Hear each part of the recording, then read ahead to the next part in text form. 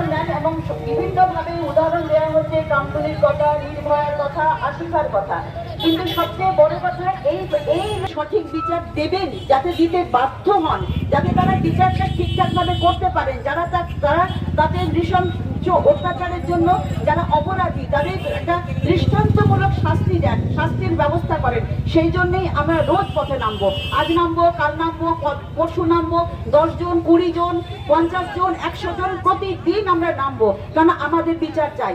আমরা বিচার চাই আমাদের দেশের নিরাপত্তার জন্য, আমাদের মেয়েদের নিরাপত্তার জন্য, যাতে আমরা প্রত্যেকে যখন সময়, সে রাত 10টা হোক, রাত 12টা হোক, যাতে আমরা নির্ভয়ে মেয়েরা পৃথিবীর পথে হাঁটতে পারে, সেই জন্য আমরা প্রতিদিন এই আন্দোলন চালিয়ে যাব। আপনারা জানবেন যে যদি এই আন্দোলন আপনারা থামিয়ে দেন এবং যারা আজকে সামিল হচ্ছে না আন্দোলনে, কিন্তু পরবর্তীকালে এই ঘটনা যে আবার শুধুমাত্র যে কলকাতার বুকে একটা হসপিটালে ঘটেছে তা না, এবার স্কুলে হবে, কলেজে হবে, আদালতে হবে। একটা সরকারি হসপিটালে যদি এই ধরনের নৃশংস অত্যাচার হতে পারে, তাহলে আমরা কেউ নিরাপদ নই।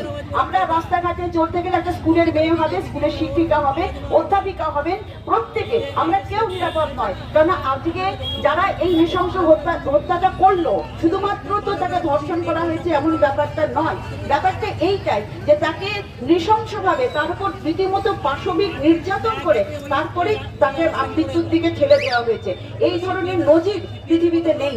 তাহলে এই নজির এইটাকে যদি আমরা ঠিক মতো করে, যে সুপ্রিম কোর্টের কাছে এখন আমাদের সমস্ত বাইরে চলে গেছে, আমরা জানি শাসক দল কিছু করবে না, আমরা জানি কেন্দ্রীয় সরকার কিছু করছেন না, তাহলে আমাদের আবেদনটা কার কাছে? সুপ্রিম কোর্টের কাছে, যে আপনারা একটা জাস্টিস, আপনারা ঠিক মতো বিচার দিন, আপনারা এই নৃশংস অত্যাচারের বিরুদ্ধে, আপনারা নৃশংস অত্যাচারের যারা করেছে তাদের দৃষ্টান্তমূলক শাস্তি দিন।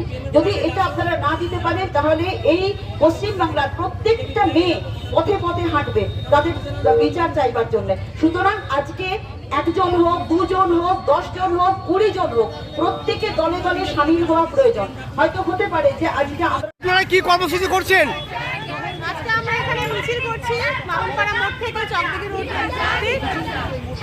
আমাদের বাংলায় যা ঘটে গেছে সেটা যাতে আর না ঘটে বা তার জন্য সুবিচার পাওয়া যায়, তার জন্য আজকে কেন আবারও পথে নামলেন?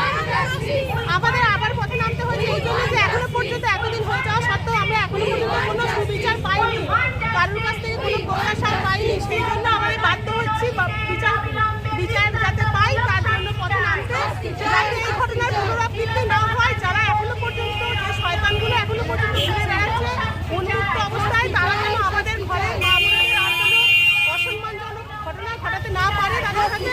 সেই জন্য আমরা আজকে রাস্তায় এই আন্দোলন কি চালিয়ে যাবেন? একদম প্রতিদিন প্রতি মুহূর্তে আমরা চালিয়ে যাবো, যে কোনোভাবে, যখন ঘরে থাকবো ঘরে বসে, যখন বাইরে বেরিয়ে আমরা সবসময় চালিয়ে যাবো এই আন্দোলন। একটা বিষয় জানতে চাইবো, যেমনটা দেখা যাচ্ছে যে আরজিকরের যে ক্যাপ্টেন প্রিন্সিপাল সন্দীপ ঘোষ, তাকে সিবিআই ইতিমধ্যে গ্রেপ্তার করেছে এবং যদিও সেটা দুর্নীতি তাকে গ্রেপ্তার করা হয়েছে, কিন্তু ধর্ষণ কাণ্ড এবং যে চিকিৎসক নৃশংসভাবে খুন হয়েছে সেই বিষয়ে কিন্তু এখনো পর্যন্ত কোনো নির্দিষ্টভাবে সেই কোনো তথ্য কিন্তু এখনো পর্যন্ত এসে পৌঁছাচ্ছে না, যে নির্দিষ্টভাবে তাকে কি গ্রেপ্তার করা হবে না কি পুরো বিষয়টা, কিন্তু দুর্নীতি ইস্যু তাকে গ্রেপ্তার করা হয়েছে। কোথাও দাঁড়িয়ে আপনারা আশ্বস্ত হতে পারছেন? না, কোথাও আশ্বস্ত হতে পারছি না এখনো পর্যন্ত, কারণ যে ঘটনা ঘটেছে সেই ঘটনা ঘটনা হয়েছে এবং কেন ঘটনা হয়েছে কিছু জানি না।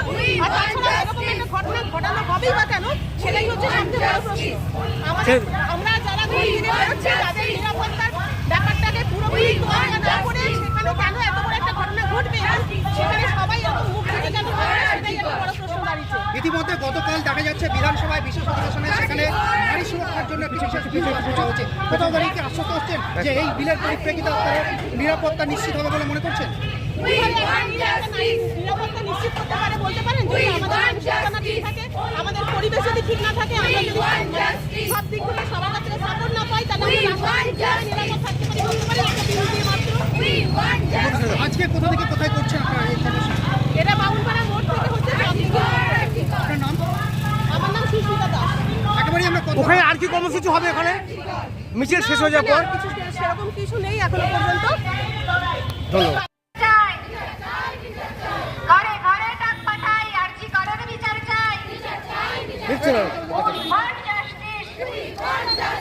We want justice. হ্যাঁ দাদা ঠিক আছে We want justice. We want justice.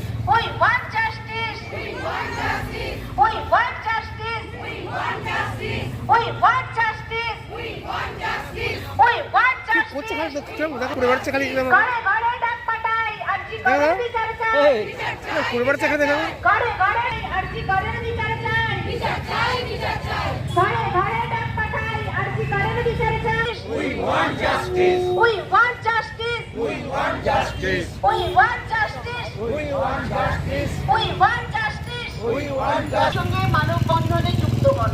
আমরা আমাদের মেমারিবাসী প্রত্যেকটি মানুষ আজকে মানববন্ধনে যুক্ত হতে চাই তিলোত্তমার বিচারকে। এখন শুরু হচ্ছে মানববন্ধন।